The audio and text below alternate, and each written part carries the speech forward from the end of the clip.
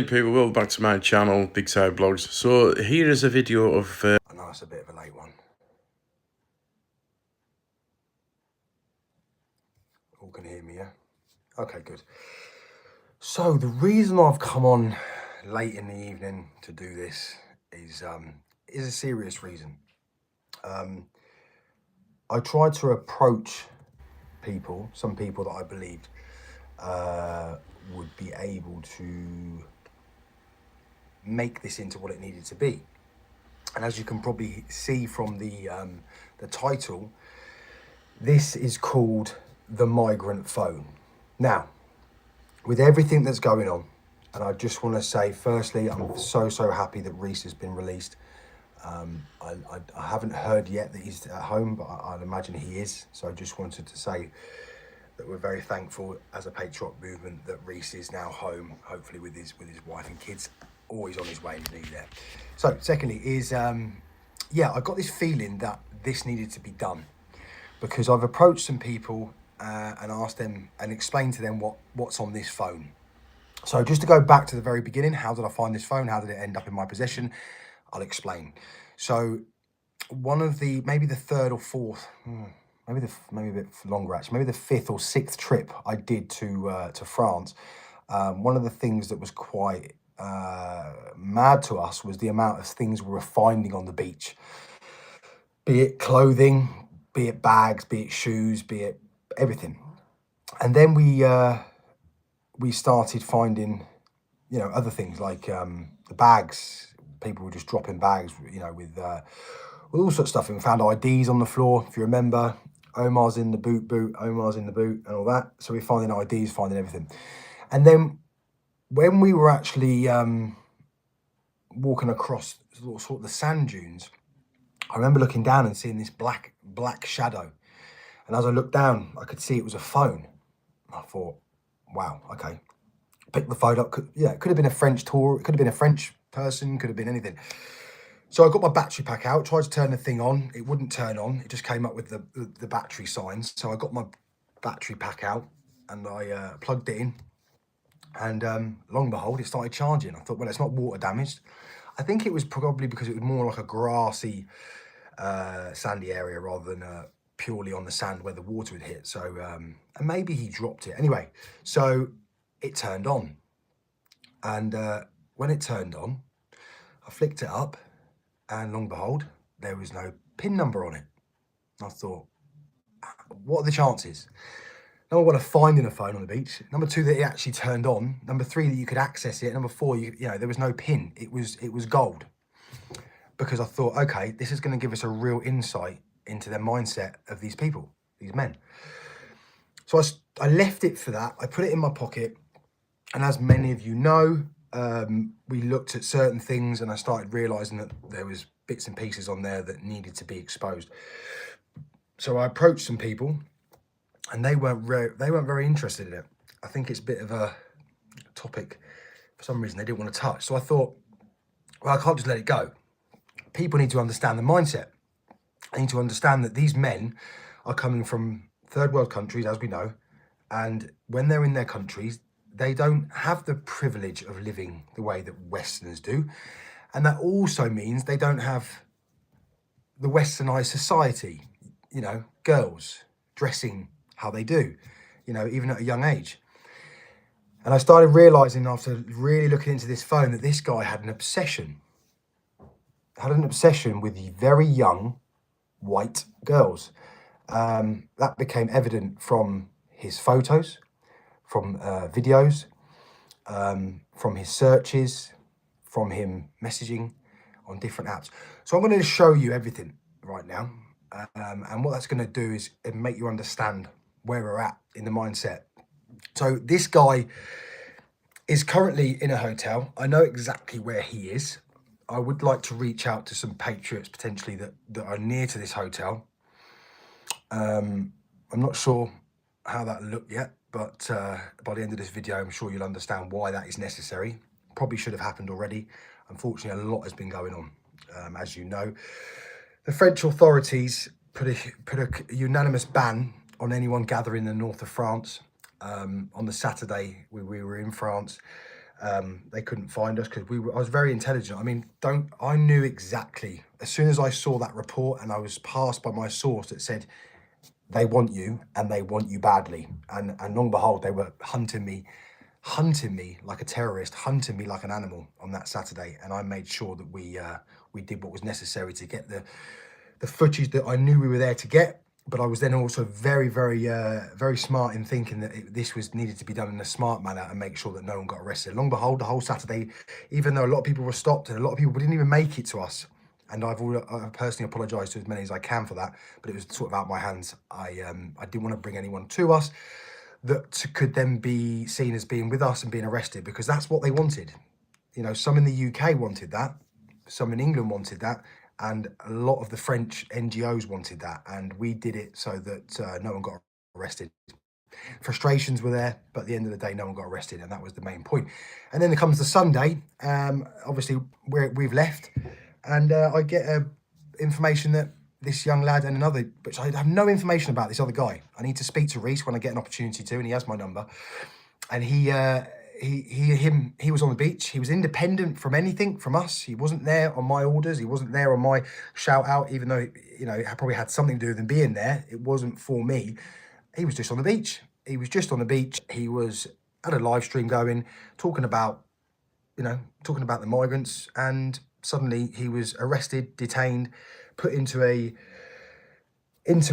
centre that was just, you know, I'm hearing, I mean, this has come directly from the family. I mean, I'm hearing he nearly got tortured.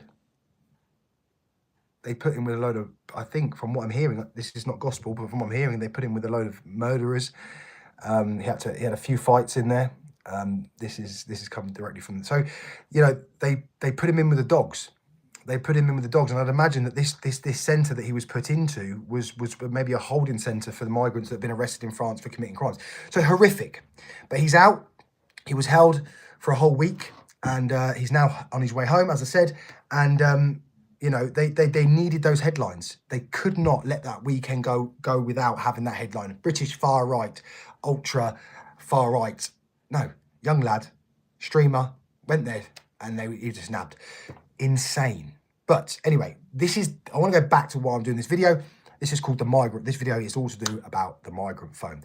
This is to show you and make you understand why it's so necessary and why I am the way I am. I know a lot more than some people. People that I speak to, my sources in France, in England, know a lot more than me. And when they give me the information, it affects me because I just think how dangerous it is for these men to be within our country. Anyway, so the migrant phone. So this is the phone. This is what I was faced with. I don't know who this girl is. That's also an issue. So this is what we were faced with. So I'm going to bring the camera down now. I'm going to switch it around, and I'm going to give you, and just tell me if any of this becomes an issue and you can't see or hear anything. So I'm going to go up first. So I'm going to show you this video first. This video is a screen recording that I found on his phone. So he sent this to people, but he's screen recorded himself, okay, watching a live video from TikTok. So these videos are widely available.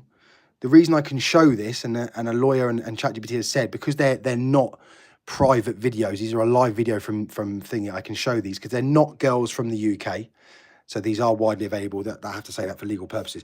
So this guy's been watching these young girls. I would estimate these girls are probably around 11, 12 years old, max 13. I think an absolute push would be 14. But yeah, let's see what this guy. So he's watching this. This is what he does.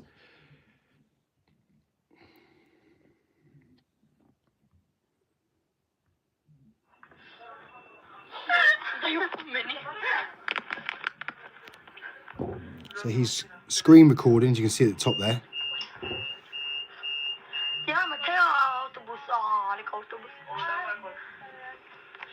So that's him there. That's his screen. That's his background screen.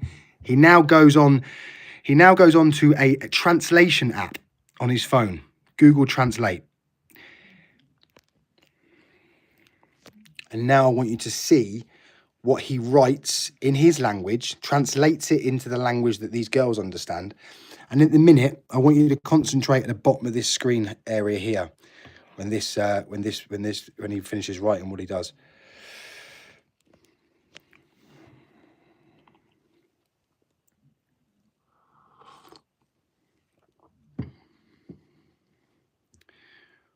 So I'm not sure what he's from Sudan, so I'd imagine that this is whatever language that they're using there. So he's gone off the live stream. He's now trying to speak to these girls, so he has to use a translation app. Okay. So then he uses a translation. I'm guessing this is the girl's language. But I want you to, as I said, I want you to concentrate at the bottom here when it actually puts it into English, what it says. So read the bottom there in a second. Read what it says. It says, tell Sarah, come back up in a second. Tell Sarah that I want to marry her. Yeah, so that's what he's written. He's now gone back on to Instagram. And he's now trying to find that live stream again. I think he doesn't find it because I think the girls have come off the live stream. So he then, obviously he's trying to, so he goes on to the girl's message and he thinks about obviously writing to her, but then he goes, I mean, look how young she is. And he's screen recorded himself doing this. I mean, she is young. I mean, I would say 13. Okay. So I want you to take note of the, as well, of the profile name, Rudy26. Yeah. Do you see Rudy26? So then he stops. Okay. So I just want to talk about really quickly, just want to talk about that before I move on. I hope that light there isn't causing an issue for anyone. So what you've just seen there is this guy has screen recorded himself watching 12, 13-year-old girls. He's then gone on a translation app and he's typed in, tell Sarah, the young girl, that I want to marry her. And this is a, probably, I would say 28, 30-year-old man saying this to young girls. So just bear that in mind. And I want you to bear in mind that profile that was used, okay? Now, bear that in mind. Now, do you recognize the name? Yeah? Do you recognize the profile? Rudy26, yeah? Now, let's have a little look who he's been messaging on this profile. And long behold, it is just lots and lots of little girls. Okay, let's go on to one of these here. Actually, where is it? This one. I think this was one of them. I'm going to translate that.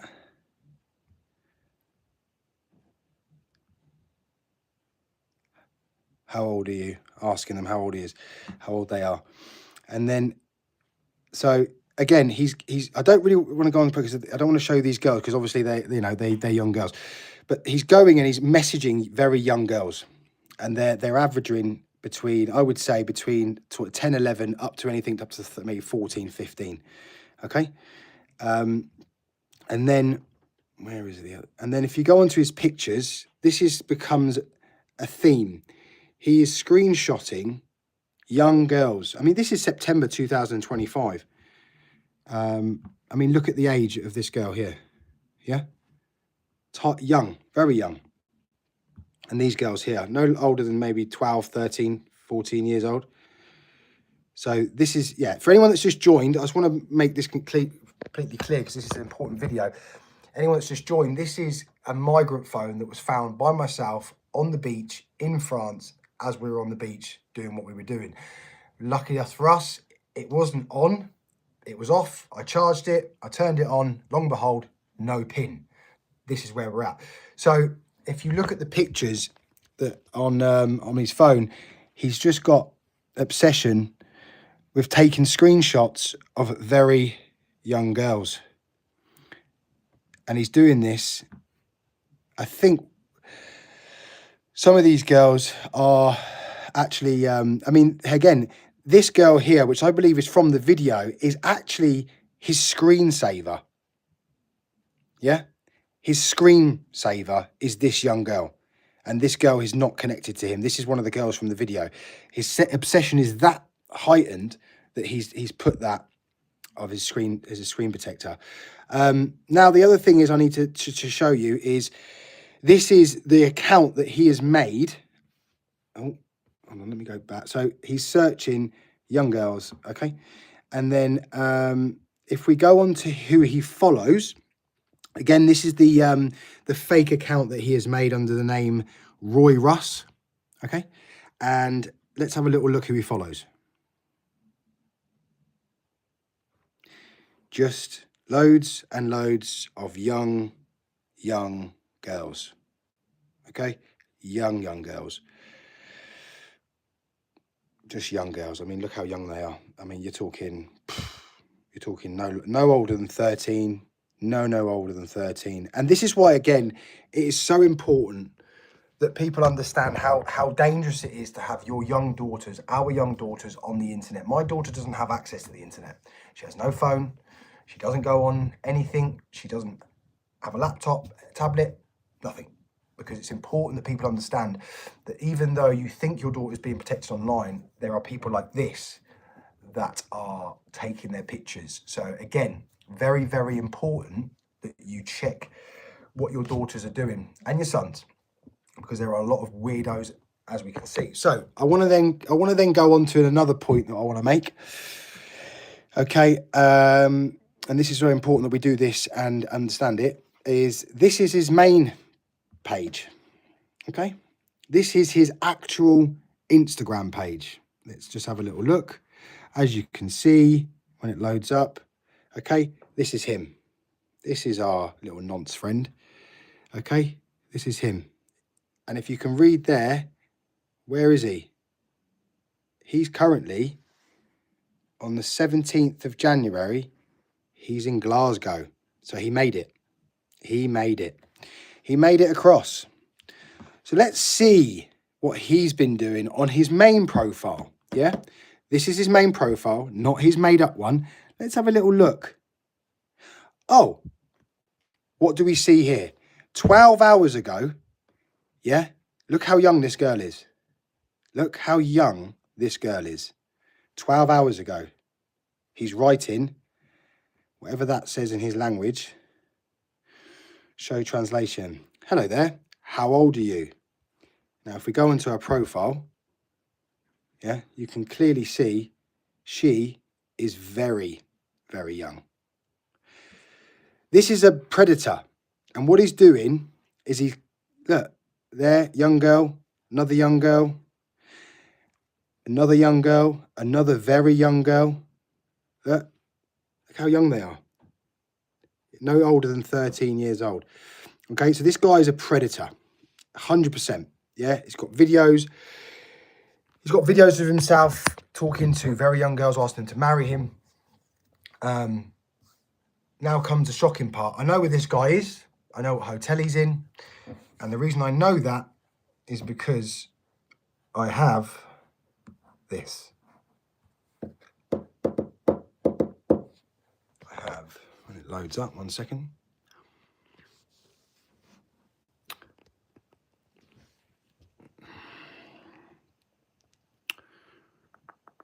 This is his asylum claim.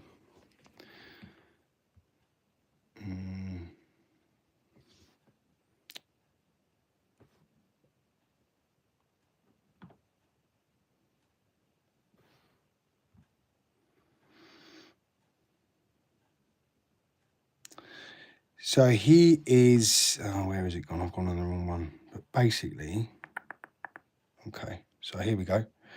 On the 13th of January, 2026, he had his asylum interview. Yeah, so he's come over. He has come over, I believe, late November, because the videos and the pictures stop. And he's now in Glasgow. I'm not going to share on the internet now which hotel he's in, even though I want to, because if anything were to happen, it'd probably be on me. But we are going to pass this on. I've tried to pass it on to people that I believed would be suitable to take this on. I don't think I was the right person, but It's not happening quick enough. And I'm worried that this phone will be wiped. I'm worried that I'll lose access. I'm worried that I'll lose... This guy is a predator. There is probably much more on this phone. There's a lot of Arabic text that is being sent between him and other men in Sudan. A roadmap on how to get through. Just to give you an idea of how long this guy's been doing what he's been doing. Also, I went on to his history on his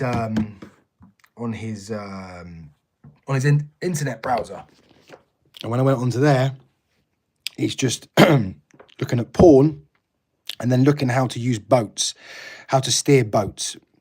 He was obviously picked potentially to be the person that steered the boat. So, yeah. And then the other thing that I want people to understand is where this guy, I mean, where he's come from. I mean, look at it all. I mean, this girl here, yeah. I mean, it's just young girls. But if we go back as far as we go, you can see his journey. I mean, look, another girl there. Look how just young girls, and then he starts to travel. He's on a boat here.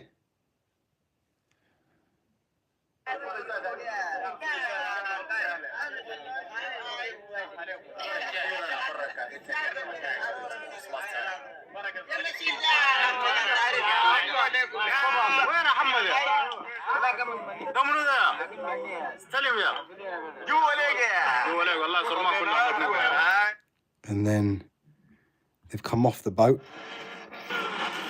This is the trip to Italy. So Italy, I believe, was the first port of call. So I'm guessing from the north coast of Africa into Italy. He's then on some sort of ferry, as you can see. It's got a huge, a complete roadmap of how this guy's got here. And then he's from a ferry. You know, this guy's clearly... keep going. And then somehow he ends up somewhere with snow. Could be Italy still. Mountains of Italy, I don't know. And then we find him. I'm guessing these are NGOs, I would have thought. Probably NGOs. They look very much like NGOs. You got road maps of... So now he's in Paris. So I think he's gone through Italy into Paris. Like, this is why we went to Paris, because he's clearly in Paris. And then we start seeing more...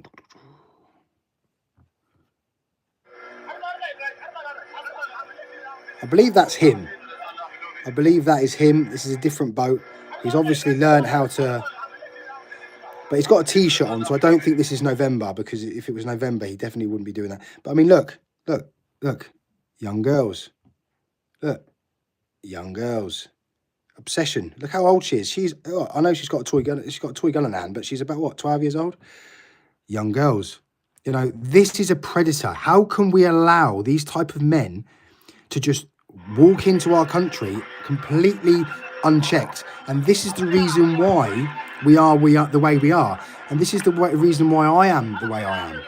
And why I believe that the time for, you know, the time for sitting around and you know, doing nothing and trying to plan things and it going, you know, if it would have happened on anyone's watch, you know, that if anyone would have gone into France as a group, this inevitable ban would have happened on every level. This isn't something to do with personally with me. I was just the one that initiated it. And it's very, very clear that this gentleman here is a danger. He's a danger to children. He's a danger to young girls. He's a danger to the Scottish community. And this needs to be passed on. And I'm going to do that tomorrow. But I needed you to understand what I'm seeing. And if that's the mindset of someone that we found on, you know, imagine, you just can't imagine what could potentially be coming. I mean, this is clear evidence that these men are not westernized because they're fantasizing over young girls. And that's a problem. That's a problem. Yeah. On every level. So, you know, I had to get this out today. I attempted to pass this on to, I believe, people that were more qualified, more able to do this, maybe to look into this phone a little bit more. And I'm still happy to do that, but they just weren't moving on it. And I felt like before I lost access, because I know that some of the left are now going to probably message that guy and probably tell him we've got it. So I've taken everything off this phone. So you lefties, if you're going to try and get him to change his passwords, good luck, because it doesn't matter, because I've got everything off. But it just shows even 12 hours ago, this guy was trying to message 11, 12-year-old girls. So going back to really quickly to what we achieved on Saturday, because by the threat of us coming to France, it activated this ban. And what this ban did is it activated the French authorities, even to the level of MI5 version, the version of MI5 in France that were plain clothes, looking along the beaches. But do you know what that did? It enabled the French authorities to, well, while they were looking for us and while they were trying to stop British and English men from taking a stand on those beaches, they actually prevented the migrant boats from leaving. And why did that happen? Because the French knew that the migrants knew there were so many police around that they probably wouldn't make it to the beach. So they just didn't try, even though the weather was on some days in the last week have been favourable and they've gone in much worse conditions. So it shows that all it needs is pressure, continuous pressure. So Operation Overlord will continue. We are not advocating now for anyone to travel to France. It is now too dangerous for British people, British lads to travel. We've got an idea. We're going to do it with the team that we've got. We're going to keep that pressure on. If the French want to keep putting this ban in place, which then makes the authorities take huge actions of police resources into the areas to actually stop the migrant boats, if that's the way we've got to do it, then that's the way it's going to be done. Because the end result is the end result. It doesn't really matter how it's done as long as the boats stop. And that is the main thing here. So, you know, this was always going to happen. If anyone thinks that anyone else was just going to waltz into France in groups and suddenly they weren't going to do this, this is always the plan. This was orchestrated, and my sources confirmed it and proven it to me. This was all orchestrated by the French authorities and the NGOs working hand in hand together. But the reason for this video was very much the migrant phone. I've shown you the proof of this phone, that this man has an obsession with young girls. He's a danger to our community. He should not be in this country. He travelled through many countries, safe countries he could have sought asylum in. I believe by some of the paperwork he received asylum in Italy and chose to leave, probably because Italy has now become a very right-leaning country and they probably weren't giving the migrants what they do in England. So he tried his chances. So I'd ask you, please, if you can, to hype this video. I'd ask you to share it. This is a serious national security risk to our children, and it needs to be treated like this. This is gold dust. This doesn't happen often. Imagine finding a phone on a beach that belongs to a migrant that hasn't got a PIN number on it and shows the roadmap of how they're moving all around Europe, and then showing that he's got an obsession and screen recording himself asking 11, 12-year-old girls to marry him. I mean, people need to see this. Just like the whistleblower interview, they need to see this. This isn't about me. This isn't about what I do or people like what I do or don't do. This is about the protection and understanding that this is proof that these migrants are a danger to our country and, most importantly, a danger to our children. So please treat it with that respect. Please like it, share it, and hype it so it gets seen.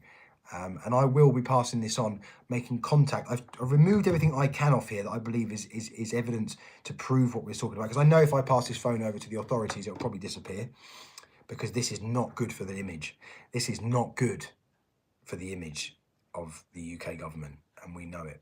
Anyone that wants to say that this is a lie, I mean, I think by what I've shown you on here today, it categorically proves this is a migrant phone. There's, you know, screensaver is an 11, 12-year-old girl. That's his obsession. And this girl here was on one of those videos. He has a heightened obsession with this young girl who is very, very young.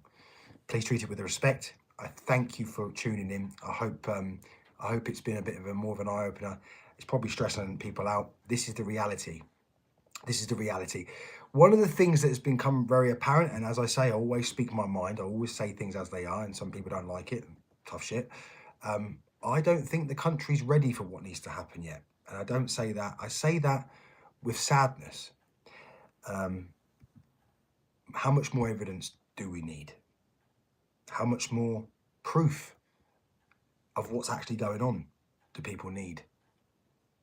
I think some more horrific shit will need to happen before people truly wake up and understand where I'm at and where my brain's at, and that what I tried to do in France worked. They put so much resources. It cost them 2.5 million euros, that operation over the weekend leading into Wednesday. They had more police on the streets of northern France than a World Cup game. It was just for little old me and a few lads. So imagine what it could have happened if thousands would have turned up. Think about that. There are others now that will try and blame what I've done to say they now can't go to France. Yes, we will. We'll continue to go to France. When that ban finishes, there is no legal stance. But we would not advocate for anyone to go to France. It is now. I've seen the reaction. The guy that was arrested and held for a week wasn't even in France on the day that we asked people to come to France. It was on the Sunday. And people still tried to blame me. When in reality, even the own guy came out and said, you know, his wife, and said, this has nothing to do with Danny. I'm not willing to have that on my head. I don't think the country's ready for what needs to happen. I say that with sadness. I think there are huge figures around the UK, big patriotic figures. And no, I'm not talking about Tommy. I'm talking about others that just want to do the things that they're doing the way they want to do it, because I believe a lot of this is a contributing factor to a lot. And I think there is a lot of people that talk and make a lot of money from talking. And until that is realised, that that's not the solution to this. The political solution is a great long-term solution to move our country in a different direction. But if you and me and others just sit on our bums for the next 3 years, we're going to be in a serious situation, and I'm very worried. So that's it. Migrant phone, please share it. Don't waffle anymore. I'm going to bed. Please share the video, like the video. If you care about your children, you care about the fact that these men are around. This guy is now sat in Glasgow.